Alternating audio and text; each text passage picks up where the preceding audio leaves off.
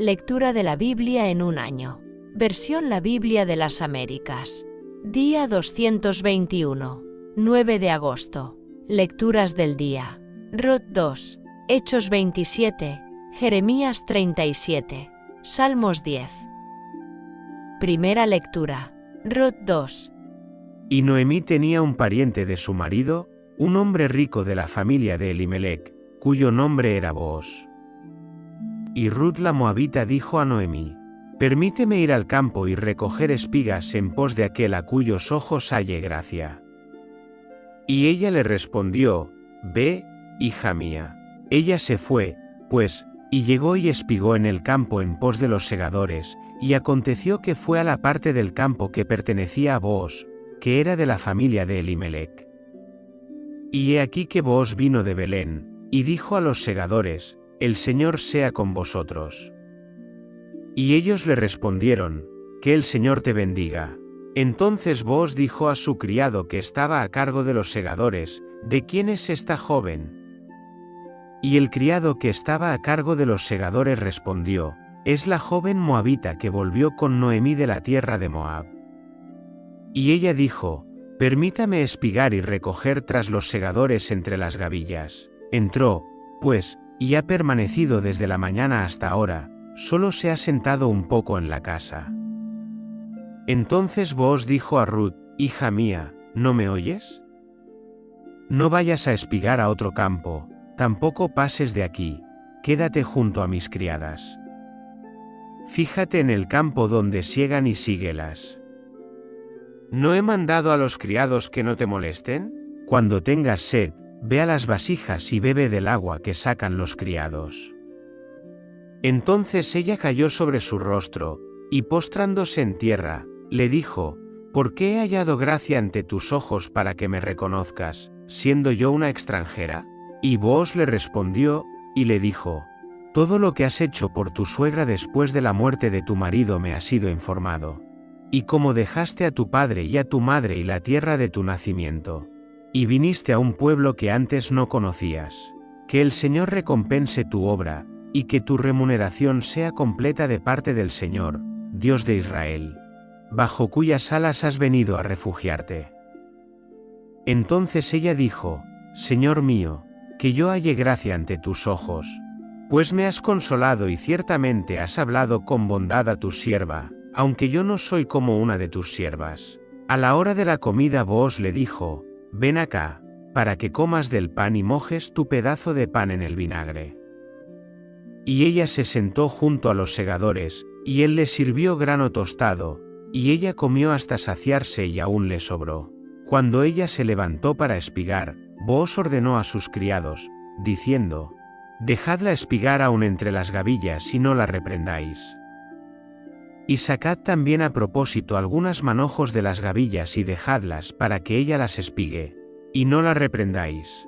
Ella espigó en el campo hasta el atardecer, y batió lo que había espigado, y fue como un efa de cebada. Y lo alzó y entró en la ciudad, y su suegra vio lo que había espigado. También sacó ella lo que le había sobrado después de saciarse, y se lo dio. Y su suegra le dijo: «¿Dónde espigaste hoy y dónde trabajaste? Bendito sea el que te ha reconocido». Y ella contó a su suegra con quien había trabajado, y dijo: «El nombre del hombre con quien trabajé hoy es Booz». Entonces Noemí dijo a su nuera: «Bendito sea del Señor, que no ha rehusado su bondad a los vivos ni a los muertos». Y añadió Noemí: «El hombre es nuestro pariente, es uno de nuestros parientes cercanos». Y Ruth la moabita dijo: «También me dijo: quédate con mis criados hasta que hayan terminado toda mi cosecha». Y Noemí dijo a Ruth su nuera: «Es bueno, hija mía, que salgas con sus criadas, para que no te molesten en otro campo».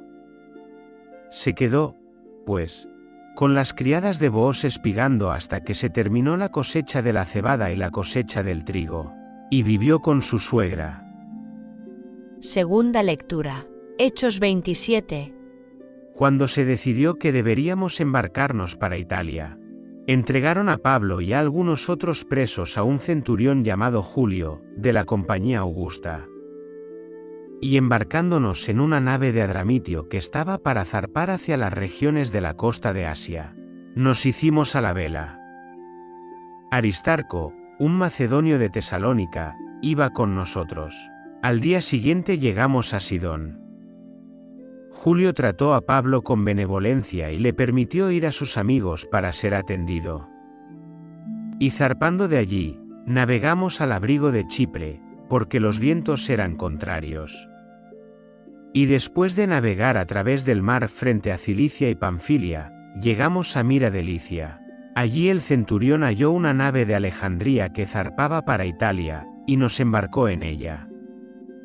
Y navegando lentamente por muchos días, y llegando con dificultad frente a Gnido, como el viento no nos permitió avanzar más, navegamos al abrigo de Creta, frente a Salmona, y costeándola con dificultad, llegamos a un lugar llamado Buenos Puertos, cerca del cual estaba la ciudad de Leisea. Y como había transcurrido mucho tiempo y la navegación se había vuelto peligrosa, porque ya había pasado el día de la expiación, Pablo los amonestaba, diciéndoles: varones, veo que la navegación ciertamente será con mucho daño y gran pérdida, no solo del cargamento y de la nave, sino también de nuestras vidas. Pero el centurión prestaba más atención al piloto y al capitán del barco que a lo que Pablo decía. Y como el puerto no era adecuado para invernar, la mayoría decidió hacerse a la vela de allí, con la esperanza de llegar a Fenice, un puerto de Creta que mira hacia el nordeste y el sudeste, y pasar el invierno allí. Cuando comenzó a soplar una suave brisa del sur, creyendo que habían logrado su propósito, levaron anclas y navegaban costeando Creta muy de cerca. Pero no mucho después, desde tierra sopló un viento huracanado llamado Euroclidón. Y siendo azotada la nave, y no pudiendo hacer frente al viento, nos dejamos llevar a la deriva. Y navegando al abrigo de una pequeña isla llamada Clauda, con dificultad pudimos sujetar el esquife. Después de izarlo, tomaron medidas para reforzar la nave ciñéndola con cables, y temiendo encallar en los bancos de arena de Sirte, echaron el ancla flotante y se dejaron llevar a la deriva. Al día siguiente, mientras éramos sacudidos furiosamente por la tempestad, comenzaron a lijar la nave, y al tercer día, con sus propias manos arrojaron al mar los aparejos de la nave. Como por muchos días no aparecía el sol ni las estrellas, y una tempestad no pequeña se abatía sobre nosotros, ya habíamos perdido toda esperanza de salvarnos. Entonces Pablo, de pie en medio de ellos, dijo: varones, debierais haberme escuchado y no haberos hecho a la vela de Creta, y así habríais evitado este daño y pérdida. Pero ahora os exhorto a tener buen ánimo, porque no habrá pérdida de vida entre vosotros, sino solo de la nave. Porque esta noche se me apareció un ángel del Dios a quien pertenezco y a quien sirvo, diciendo: no temas, Pablo, has de comparecer ante el César, y he aquí, Dios te ha concedido a todos los que navegan contigo. Por tanto, varones, tened buen ánimo, porque yo confío en Dios, que acontecerá tal como se me ha dicho. Pero debemos encallar en cierta isla. Cuando llegó la 14ª noche, mientras éramos llevados a la deriva en el mar Adriático, a la medianoche los marineros sospecharon que se acercaban a tierra. Y echando la sonda, hallaron 20 brazas, y un poco más adelante volvieron a echar la sonda, y hallaron 15 brazas. Y temiendo que fuéramos a dar contra las rocas, echaron 4 anclas por la popa y ansiaban que amaneciera. Y como los marineros trataban de escapar de la nave, y habían bajado el esquife al mar disimuladamente, como si fueran a echar anclas desde la proa, Pablo dijo al centurión y a los soldados: si estos no permanecen en la nave, vosotros no podréis salvaros. Entonces los soldados cortaron las amarras del esquife y dejaron que se perdiera. Y hasta que amaneció, Pablo exhortaba a todos a que tomaran alimento, diciendo: hace ya 14 días que, velando continuamente, estáis en ayunas, sin probar nada. Por eso os exhorto a que toméis alimento, porque esto es necesario para vuestra supervivencia, pues ni un cabello de la cabeza de ninguno de vosotros se perderá. Y habiendo dicho esto, tomó pan y dio gracias a Dios en presencia de todos, y partiéndolo, comenzó a comer. Entonces todos, llenos de ánimo, también tomaron alimento. Éramos en total en la nave 276 personas. Cuando se saciaron, aliviaron la nave arrojando el trigo al mar. Cuando se hizo de día, no reconocieron la tierra, pero divisaron una bahía que tenía playa, y decidieron que, si podían, impulsarían la nave hacia ella. Y cortando las anclas, las dejaron en el mar, y al mismo tiempo soltaron las amarras de los timones. E izando la vela de proa al viento, se dirigieron a la playa. Pero chocando contra un banco de arena, encallaron la nave, la proa se clavó y quedó inmóvil. Pero la popa se rompía por la fuerza de las olas. Y el plan de los soldados era matar a los presos, para que ninguno de ellos escapara a nado, pero el centurión, queriendo preservar la vida de Pablo, impidió su propósito, y mandó que los que pudieran nadar se tiraran primero y llegaran a tierra, y los demás, algunos en tablas y otros en pedazos de la nave. Y así sucedió que todos se salvaron y llegaron a tierra. Tercera lectura. Jeremías 37. Y Sedequías, hijo de Josías, a quien Nabucodonosor, rey de Babilonia, había constituido rey en la tierra de Judá, reinó en lugar de Conías, hijo de Joacim. Pero ni él, ni sus siervos, ni el pueblo de la tierra escucharon las palabras del Señor que él había hablado por medio del profeta Jeremías. Y el rey Sedequías envió a Jucal, hijo de Selemías, y al sacerdote Sofonías, hijo de Masías, al profeta Jeremías, diciendo: ruega ahora por nosotros al Señor nuestro Dios. Y Jeremías entraba y salía en medio del pueblo, pues todavía no lo habían puesto en la cárcel, cuando el ejército de Faraón había salido de Egipto. Y al oír la noticia los caldeos que estaban sitiando Jerusalén, se retiraron de Jerusalén. Entonces vino la palabra del Señor al profeta Jeremías, diciendo: así dice el Señor, Dios de Israel, así diréis al rey de Judá, que os ha enviado a mí para consultarme: he aquí, el ejército de Faraón, que salió en vuestra ayuda, volverá a su tierra, a Egipto. Y los caldeos volverán y pelearán contra esta ciudad, la capturarán y le prenderán fuego.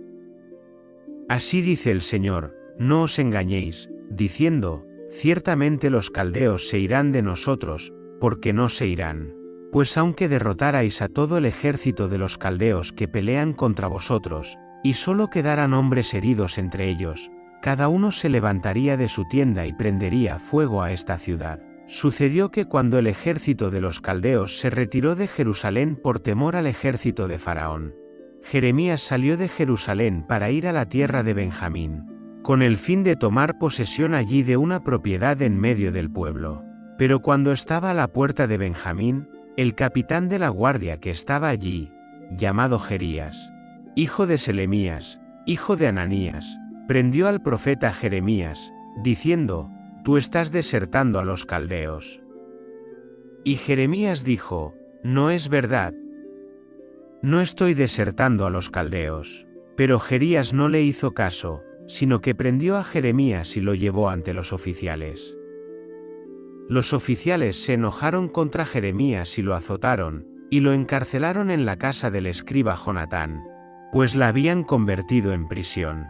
Cuando Jeremías entró en la cárcel, en la mazmorra, y había permanecido allí por muchos días, el rey Sedequías lo mandó traer y le preguntó en secreto en su casa, y dijo: ¿hay palabra del Señor? Y Jeremías respondió: sí. Entonces añadió: en mano del rey de Babilonia serás entregado. Dijo también Jeremías al rey Sedequías: ¿en qué he pecado contra ti, o contra tus siervos, o contra este pueblo, para que me hayáis puesto en la cárcel? ¿Dónde están vuestros profetas que os profetizaban, diciendo: el rey de Babilonia no vendrá contra vosotros ni contra esta tierra? Ahora pues, oye, oh rey mi señor, que mi súplica sea grata delante de ti, y no me hagas volver a la casa del escriba Jonatán, para que no muera allí. Entonces el rey Sedequías ordenó que pusieran a Jeremías en el patio de la guardia, y que le dieran una torta de pan al día de la calle de los panaderos, hasta que se acabara todo el pan en la ciudad. Y permaneció Jeremías en el patio de la guardia. Cuarta lectura. Salmos 10. ¿Por qué, oh Señor, te mantienes alejado, y te escondes en tiempos de tribulación? Con arrogancia el impío persigue al afligido, que sea atrapado en las trampas que ha tramado. Porque el impío se jacta del deseo de su corazón, y al codicioso maldice y desprecia al Señor. El impío, en la altivez de su rostro, no busca a Dios. Todo su pensamiento es, no hay Dios. Sus caminos prosperan en todo tiempo. Tus juicios están en lo alto, lejos de su vista. A todos sus adversarios los desprecia. Dice en su corazón, no seré sacudido. Por generación y generación no sufriré adversidad. Llena está su boca de blasfemia, engaño y opresión. Bajo su lengua hay maldad e iniquidad. Se sienta al acecho en las aldeas. En los lugares secretos mata al inocente. Sus ojos espían al desvalido. Acecha en lo oculto como león en su guarida. Acecha para apoderarse del afligido. Para apoderarse del afligido arrastrándolo a su red. Se encoge, se agacha, y los desvalidos caen en sus garras. Dice en su corazón, Dios se ha olvidado. Ha escondido su rostro, nunca verá nada. Levántate, oh Señor, alza, oh Dios, tu mano. No te olvides de los afligidos. ¿Por qué ha despreciado el impío a Dios? En su corazón ha dicho, tú no lo demandarás. Tú lo has visto, porque has contemplado la maldad y la injuria, para hacerlo todo en tu mano. A ti se acoge el desvalido, tú has sido el amparo del huérfano. Quiebra tú el brazo del impío y del malvado. Busca su impiedad hasta que desaparezca. El Señor es Rey eternamente y para siempre. Las naciones han perecido de su tierra. Oh Señor, tú has oído el deseo de los humildes. Tú fortalecerás su corazón, tú inclinarás tu oído, para vindicar al huérfano y al oprimido, para que el hombre, que es de la tierra, no siga aterrorizando. Fin de la lectura día 221.